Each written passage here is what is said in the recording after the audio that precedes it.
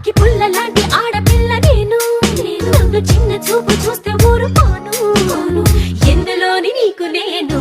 తీసుకోను నా సంగతేంటో తెలుసుకోవా పోను పోను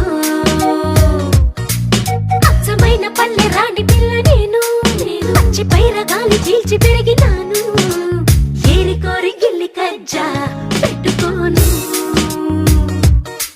నిన్ను చూస్తే ఇళ్ళ గుండా